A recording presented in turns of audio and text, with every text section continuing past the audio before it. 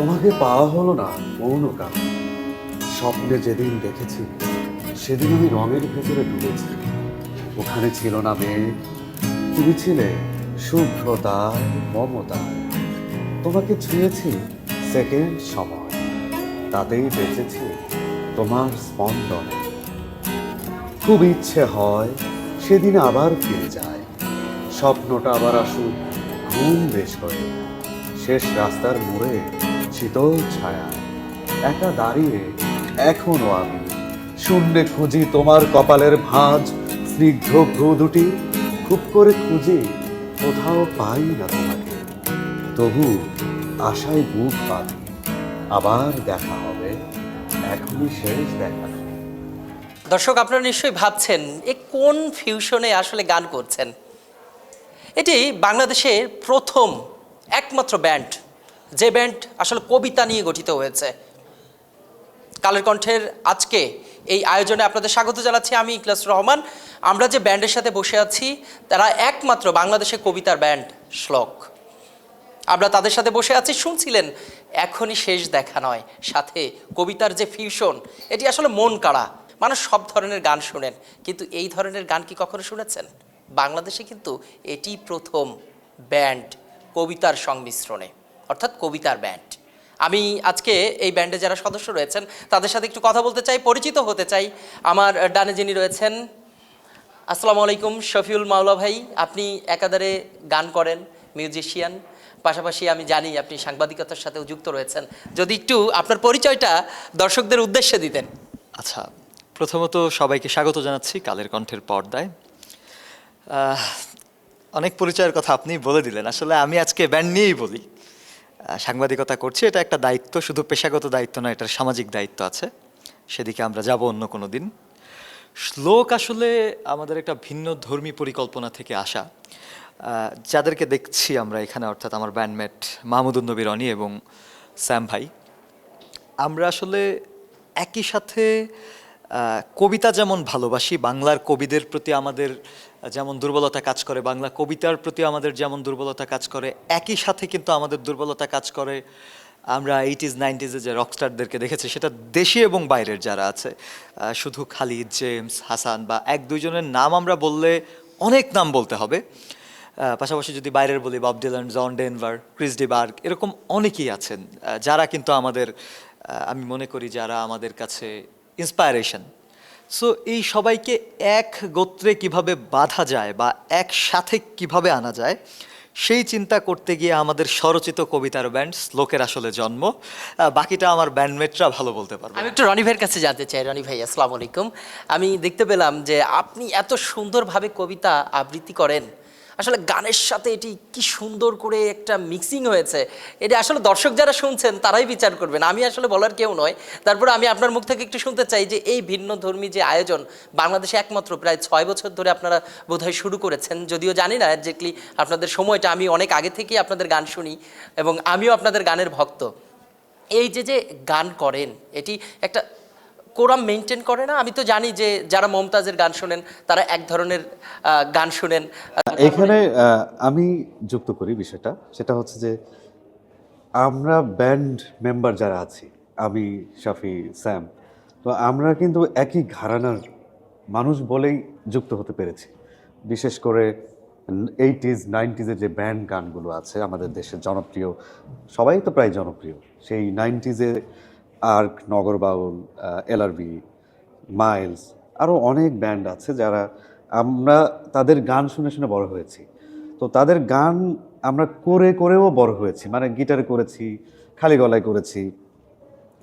যেরকম আমরা প্রথম কবিতার সাথে খালিদ ভাইয়ের, প্রয়াত খালিদ ভাই চাইম ব্যান্ডে যিনি ছিলেন, খালিদ ভাইয়ের একটা গানের সাথে আমরা তোমাকে পাওয়া হলো না কোনো কালে, এই কবিতার যে সংযুক্ত মানে যুক্ততা, যেটা যেভাবে সংযুক্তি ঘটিয়েছি, তো এরকম গানের সাথে আমরা গানের প্রেমে পড়ি।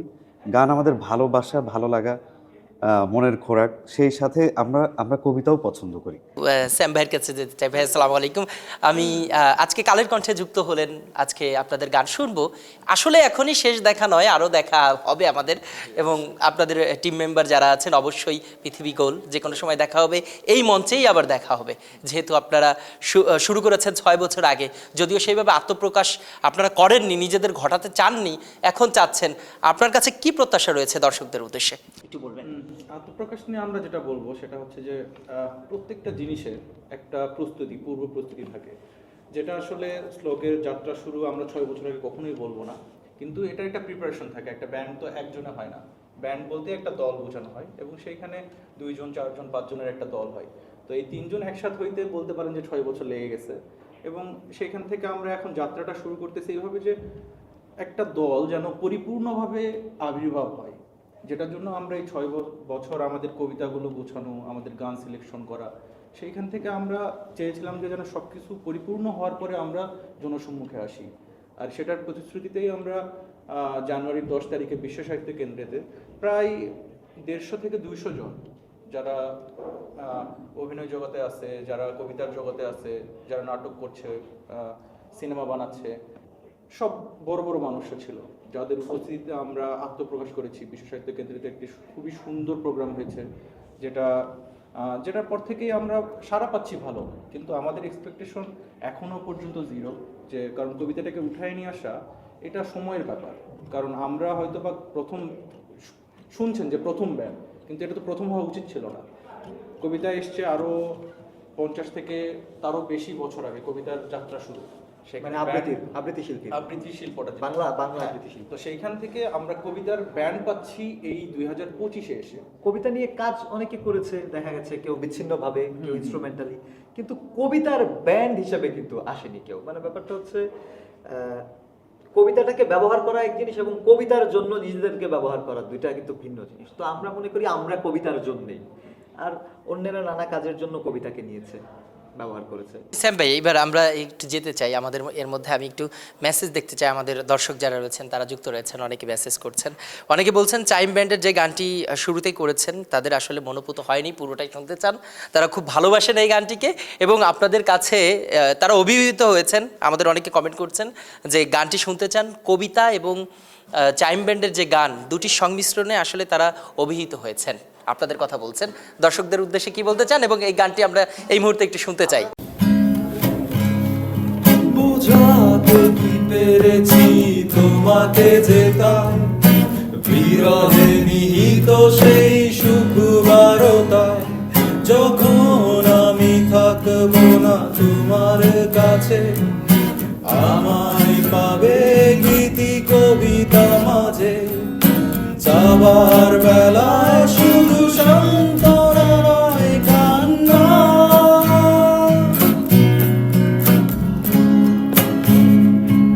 আবার দেখা হবে,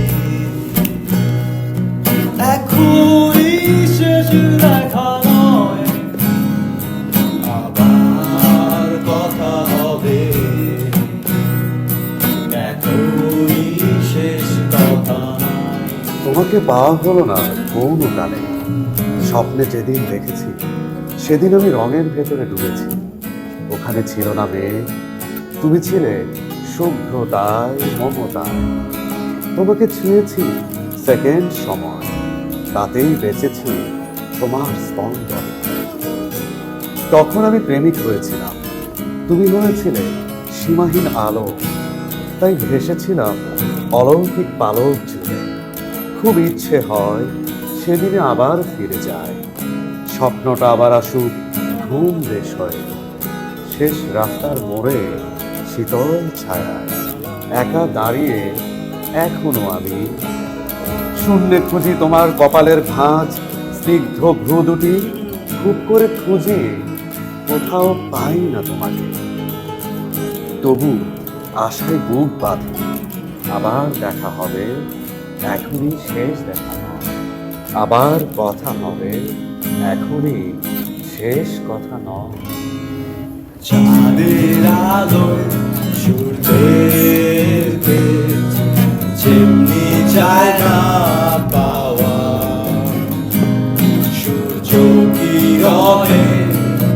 তো বিরহে চাঁদের সুরভি হয় না, এমনি পাইনি এ পৃথিবীটা ঘুরে, বন্ধুর অথবা এ হৃদয় জুড়ে।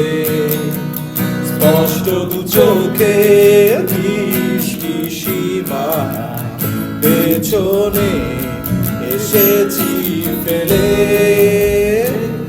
এখন তো আমি অন্ধ হয়েছি তোমারই বিরহ তরে। যারে যা উড়ে যা, পাখি তারে বলে যা, সে যেন আমায় কখনো ভুলে না রে। যারে যারে যা উড়ে যা, পাখি তারে বলে যা, সে যেন আমারে কখনো ভুলে না রে। যারে যারে যা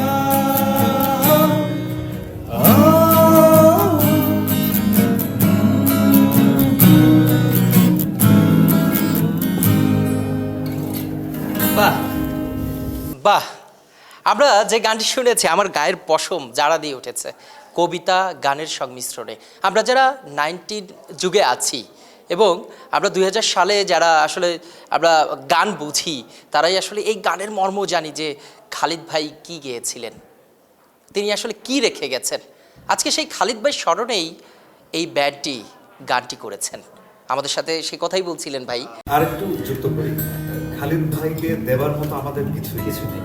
আমরা শুধু নিয়েছি, অনেক ভালো গান নিয়েছি তার কাছ থেকে, কিন্তু আমাদের রক্তের ভেতর থেকে যে কবিতা আসে, যে লিরিক আসে, সেই জায়গা থেকে, সেই রক্ত থেকে কবিতাই আমরা তাকে উপহার হিসেবে দিই। এই দর্শক, আপনারা যে ব্যান্ডটি দেখছেন, এই ভিন্ন ধর্মী আয়োজন দেখছেন, গান শুনছেন, তাদের মনে একটা প্রশ্ন থাকতে পারে, এটা কি ধরনের ফিউশন।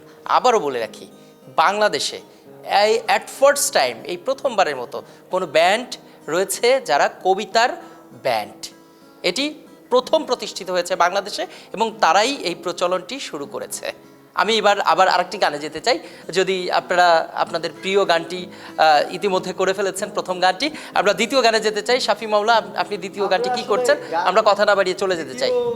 আমরা বলি যেহেতু শ্লোক, আমাদের শ্লোকের কিছু ওন ক্রিয়েশন আছে। এবার আমরা আর কোনো গান না রেখে আমরা একটা আমাদের স্বরচিত একটা ইংরেজি কবিতা আসলে পড়ার চেষ্টা করতে চাই। সবচেয়ে বড় কথা, দেখুন আমরা বারবার বলছি আমরা কবিতার ব্যান্ড, কিন্তু কোন ভাষার কবিতার ব্যান্ড তা কিন্তু আমরা বলছি না। আমরা বলছি না যে বিশ্ব সাহিত্য পুরোটাই আমাদের, আমি মনে করি। তো সেই ক্ষেত্রে আমরা আসলে একটা ইংরেজি কবিতা করব, যেটা শ্লোকেরই কম্পোজিশন। কবিতাটা ব্যান্ড শ্লোকের পক্ষ থেকে আমার লেখা। আমরা পড়ি। আমরা শুনে আসি। ওকে। I was supposed to love you. It's like love beyond comparison with anything.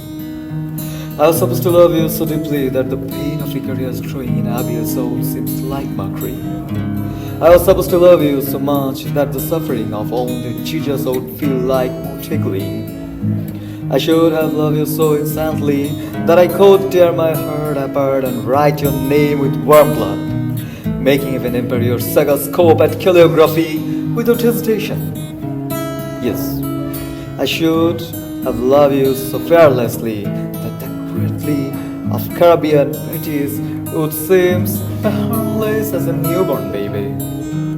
I should have loved you just as much that even if the bodies of Zoroastrians were torn apart by vulture in the Tower of Silence, I wouldn't have cared.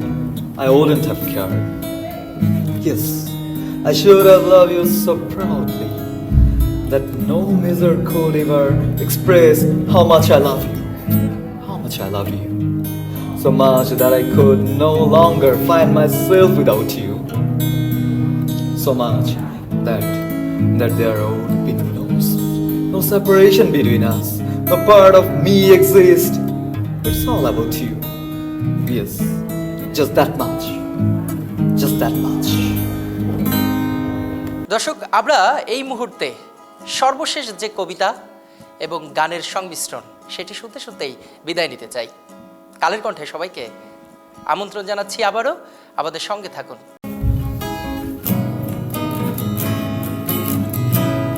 Rickshaw. Riksha.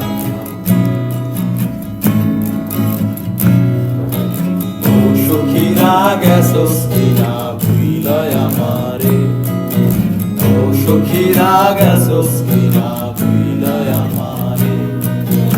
আমি এখন সাজালাই ঢাকা শহরে, আমি এখন সাজালাই ঢাকা শহরে, ও সখীরা গেছস কিনা ভুইলয় আমারে।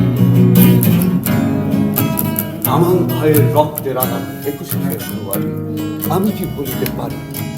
তোমাদের ফেলে যাওয়া ফুল তুলে নিয়ে আমি, ফুল নিয়ে রাজনীতি, ফুল নিয়ে ঠেলাঠেলি, মলিন হয় যত প্রতিক্রিয়া। হঠাৎ প্রশ্ন জাগে মনে, সেদিনও কি তারা এভাবে পিষ্ট হয়েছিল? রক্তে ভেসেছিল এই ফুলগুলো।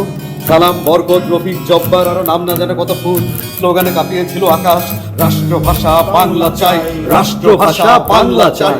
অথচ বলা হয়েছিল, Let me make it very clear to you, it's no doubt the state language of Pakistan is going to be Urdu and no other language তবু and no other ছিনিয়ে এনেছি language. আমার মায়ের ভাষা, তবু ছিনিয়ে এনেছি আমার মায়ের ভাষা, যে ভাষায় আমি গান গাই, কথা বলি, তোমাকে নিয়ে কাব্য লিখি। আর আজ আন্তর্জাতিক মাতৃভাষা দিবসে চলছে এ কেমন সম্মান! 21 সংখ্যাটা হচ্ছে বিক্রি। অমুক জুতা, তমুক রেস্টুরেন্ট, খামাখা কোম্পানির দ্রব্য কিনলে পাবেন 21% ডিসকাউন্ট।